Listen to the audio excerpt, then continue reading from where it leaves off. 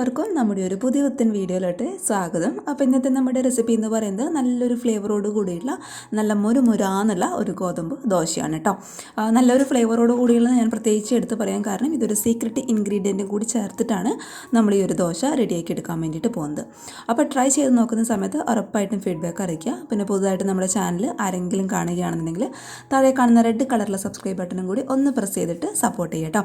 അപ്പോൾ നമുക്ക് പെട്ടെന്ന് തന്നെ ഈ ഒരു നല്ല ഫ്ലേവറോട് കൂടിയിട്ടുള്ള ഗോതമ്പിൻ്റെ ദോശ എങ്ങനെ എളുപ്പത്തിൽ തയ്യാറാക്കുന്നതെന്ന് ഒന്ന് കണ്ടു നോക്കാം. അപ്പോൾ അതിനായിട്ട് ആദ്യം തന്നെ ഇതുപോലുള്ളൊരു പാത്രത്തിൽ കറക്റ്റ് ഒരു 1/4 കപ്പ് അളവിൽ ഗോതമ്പ് പൊടിയാണ് കേട്ടോ ഞാൻ എടുക്കുന്നത്.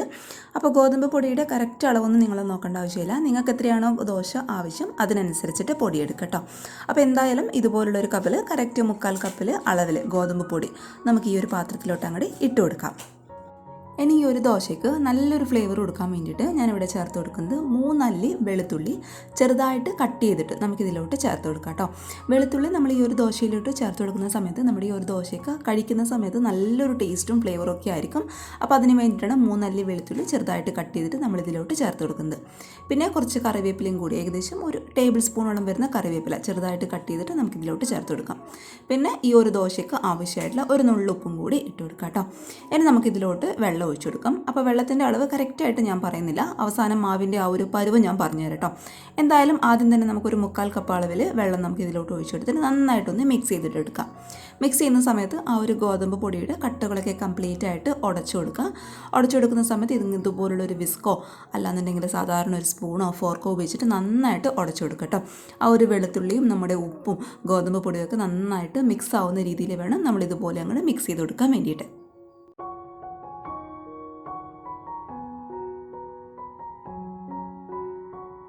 ഇനി അവസാനമായിട്ട് നമ്മളിതിലോട്ട് ചേർത്ത് കൊടുക്കാൻ വേണ്ടിയിട്ട് പോകുന്നത് ഒരു ടേബിൾ സ്പൂൺ അളവിൽ മെൽറ്റ് ചെയ്തെടുത്തിട്ടുള്ള ബട്ടറാണ് കേട്ടോ. ബട്ടർ അല്ലാന്നുണ്ടെങ്കിൽ അതിന് പകരമായിട്ട് നെയ്യാണെങ്കിലും ചേർത്ത് കൊടുക്കാം. ബട്ടറും കൂടി ചേർത്തിട്ട് നന്നായിട്ട് ഇതുപോലെ ഒന്ന് മിക്സ് ചെയ്ത് കൊടുക്കാം.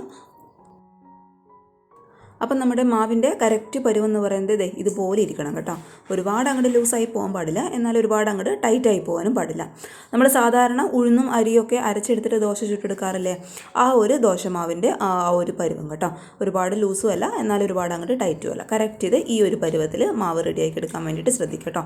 അതിനനുസരിച്ചിട്ട് വെള്ളം ഒഴിച്ചു കൊടുത്തിട്ട് ഈ ഒരു പരുവത്തിൽ ആക്കിയെടുക്കാം. ഇനി നമുക്ക് ഈ ഒരു ദോശ ചുട്ടെടുക്കാൻ വേണ്ടിയിട്ട് തുടങ്ങാം. അതിനായിട്ട് ഇതൊരു പാന് സ്റ്റൗവിൽ വെച്ച് കൊടുക്കുക. ആ ഒരു പാനിലോട്ട് ഇതുപോലെ നമുക്ക് ഒരു തവി മാവ് അല്ലാന്നുണ്ടെങ്കിൽ ഒരു 1.5 തവി മാവ് ഇതുപോലെ അങ്ങോട്ട് ഒഴിച്ചു കൊടുക്കുക കേട്ടോ. ഇത് നമ്മൾ പരത്തി എടുക്കേണ്ട ആവശ്യമൊന്നുമില്ല, ജസ്റ്റ് ഇതുപോലെ ഒന്ന് ഒഴിച്ചു കൊടുത്തിട്ട് ഒന്ന് പരത്തി കൊടുക്കുക കേട്ടോ. ഒരുപാട് സാധാരണ നമ്മൾ അരി ഉഴുന്നൊക്കെ അരച്ചെടുക്കുന്ന ആ ഒരു ദോശ ചുട്ടെടുക്കുന്നതിൽ ഒരുപാട് പരത്തിയെടുക്കേണ്ട ആവശ്യമില്ല. ആ ഒരു തിക്നെസ് ഒന്ന് കുറക്കാൻ വേണ്ടിയിട്ട് സ്പൂൺ വെച്ചിട്ട് ജസ്റ്റ് ഒന്ന് പ്രസ് ചെയ്ത് കൊടുക്കുക, അത്ര മാത്രം മതി കേട്ടോ. ഇതിനെ അടച്ച് വെക്കേണ്ട ആവശ്യമൊന്നുമില്ല. ഒരു മീഡിയം ഫ്ലെയിമിൽ തീ അങ്ങോട്ട് മെയിൻറ്റെയിൻ ചെയ്യുക. എന്നിട്ട് നമ്മുടെ ആ ഒരു ദോശയുടെ ഈ ഒരു സൈഡൊക്കെ ഒന്ന് വിട്ട് വരാൻ എന്ന് തോന്നുന്ന സമയത്ത് ഇത് പതുക്കെ നമുക്കിതുപോലെ അങ്ങോട്ട് മറിച്ചിട്ട് കൊടുക്കാം. മറിച്ചിടുന്ന സമയത്ത് ശ്രദ്ധിച്ചിട്ട് മറിച്ചിടുക, പൊട്ടിപ്പോവാതെ പതുക്കെ ഇതുപോലെ അങ്ങോട്ട് മറിച്ചിട്ട് കൊടുക്കുക കേട്ടോ. എന്നിട്ട് നന്നായിട്ട് ഇതുപോലെ ഒന്ന് പ്രസ് ചെയ്ത് കൊടുക്കുക. അപ്പോൾ ഇതെന്ന് പറയുന്നത് ഒരു മീഡിയം ഫ്ലെയിമില്ല, അല്ലാന്നുണ്ടെങ്കിൽ പെട്ടെന്ന് അങ്ങോട്ട് കരിഞ്ഞു പോവുകയും ചെയ്യും. ഗോതമ്പായതുകൊണ്ട് ഉള്ളൊട്ടും വെന്തിട്ടും ഉണ്ടാവില്ല. അതുകൊണ്ട് പെട്ടെന്ന് പണി തീർക്കാമെന്ന് വെച്ചിട്ട് നമ്മൾ ഒരിക്കലും ഹൈ ഫ്ലെയിമിലിട്ടിട്ട് ദോശ വേവിച്ചെടുക്കരുത്. ഒരു മീഡിയം ഫ്ലെയിമിൽ വെച്ചിട്ട് 2 സൈഡും നന്നായിട്ട് അങ്ങോട്ട് മൊരിയിച്ചിട്ട് എടുക്കുക കേട്ടോ. മൊരിച്ചെടുക്കുന്ന സമയത്താണ് നമ്മുടെ ഈ ഒരു ദോശയ്ക്ക് നല്ലൊരു ടേസ്റ്റ് ഉണ്ടാവുക. അങ്ങനെ നമ്മൾ മൊരിച്ചെടുത്ത് കഴിക്കുന്ന ഈ ഒരു ദോശയ്ക്ക് പ്രത്യേകിച്ച് നമുക്ക് കറികളുടെ ഒന്നും ആവശ്യമില്ല കേട്ടോ. വെറുതെ ഇങ്ങനെ കഴിക്കാൻ വേണ്ടിയിട്ടും നല്ലൊരു ടേസ്റ്റ് ആയിരിക്കും. അപ്പോൾ 2 സൈഡും നന്നായിട്ട് ഇതുപോലെ അങ്ങോട്ട് മൊരിച്ചിട്ടെടുക്കാം. അപ്പോൾ ഇത് ദോശ മുഴുവനായിട്ടും ഞാനിവിടെ ചുട്ടെടുത്തിട്ടുണ്ട്. ആ ഒരു മാവ് വെച്ചിട്ട് ഒരു 6-7 ദോശ നമുക്ക് ചുട്ടെടുക്കാൻ വേണ്ടിയിട്ട് പറ്റും കേട്ടോ. നല്ല ചൂടോട് കൂടിയിട്ട് ഈ ഒരു ദോശ കഴിക്കാൻ നല്ലൊരു ടേസ്റ്റ് ഉണ്ടെന്നൊക്കെ പറഞ്ഞ് പിള്ളേരൊക്കെ ബാക്കിയുള്ള ദോശയ്ക്ക് എടുത്ത് ഓടിയിട്ടുണ്ട്. അപ്പോൾ 3 ദോശ എനിക്ക് ബാക്കി നിങ്ങൾക്ക് വേണ്ടിയിട്ട് കാണിക്കാൻ വേണ്ടിയിട്ട് കിട്ടിയിട്ടുള്ളൂ. അപ്പോൾ തീർച്ചയായിട്ടും ട്രൈ ചെയ്ത് നോക്കുക. ചൂടോട് കൂടി കഴിക്കുക, അപ്പോഴായിരിക്കും നല്ലൊരു ടേസ്റ്റ് ഉണ്ടാവുക. ഇടയ്ക്ക് ആ ഒരു വെളുത്തുള്ളിയുടെ പീസൊക്കെ കഴിക്കാൻ കിട്ടുന്ന സമയത്ത് നല്ലൊരു ഫ്ലേവറുള്ള ദോശയാണ്. ചൂടോട് കൂടി കഴിക്കുകയാണെന്നുണ്ടെങ്കിൽ ഞാൻ നേരത്തെ പറഞ്ഞ പോലെ കറികളുടെ ആവശ്യം നമുക്കില്ല. അപ്പോൾ തീർച്ചയായിട്ടും ട്രൈ ചെയ്ത് നോക്കുക. നല്ല സോഫ്റ്റ് ആയിട്ടുള്ള നല്ല ടേസ്റ്റുള്ള ദോശയാണ് കേട്ടോ. ഈ ഒരു റെസിപ്പി ഇഷ്ടപ്പെട്ടാൽ തീർച്ചയായിട്ടും ഒന്ന് ട്രൈ ചെയ്ത് നോക്കണേ. ട്രൈ ചെയ്ത് നോക്കുന്ന സമയത്ത് നിങ്ങളുടെ അഭിപ്രായങ്ങൾ മറക്കാതെ വന്ന് കമൻറ്റ് ബോക്സിൽ അറിയിക്കുക കേട്ടോ. നമ്മുടെ ഈ ഒരു വീഡിയോ ഇഷ്ടപ്പെട്ടാൽ ലൈക്ക് ചെയ്യേണ്ട കാര്യവും മറന്നു പോകരുത്. പുതുതായിട്ട് നമ്മുടെ ചാനൽ ആരെങ്കിലും കാണുകയാണെന്നുണ്ടെങ്കിൽ തൊട്ട് താഴെയുള്ള റെഡ് കളറിലെ സബ്സ്ക്രൈബ് ബട്ടണും കൂടി ഒന്ന് പ്രസ് ചെയ്തിട്ട് കൂട്ടത്തിലുള്ള കുഞ്ഞു ബെല്ലൈക്കണും കൂടി എനാബിൾ ചെയ്ത് ഓൾന്ന് തന്നെ ക്ലിക്ക് ചെയ്യുക കേട്ടോ. അങ്ങനെയാവുന്ന സമയത്ത് ഞാനിടുന്ന വീഡിയോസിൻ്റെ നോട്ടിഫിക്കേഷൻ നിങ്ങൾക്ക് വേഗം തന്നെ വരുള്ളൂ കേട്ടോ. പിന്നെ ഈ ഒരു വീഡിയോ ഇഷ്ടപ്പെട്ടാൽ അതുപോലെ നിങ്ങളുടെ ഫാമിലിയും ഫ്രണ്ട്സൊക്കെ ആയിട്ട് വീഡിയോ ഒന്ന് ഷെയറും കൂടി ചെയ്ത് കൊടുക്കുക.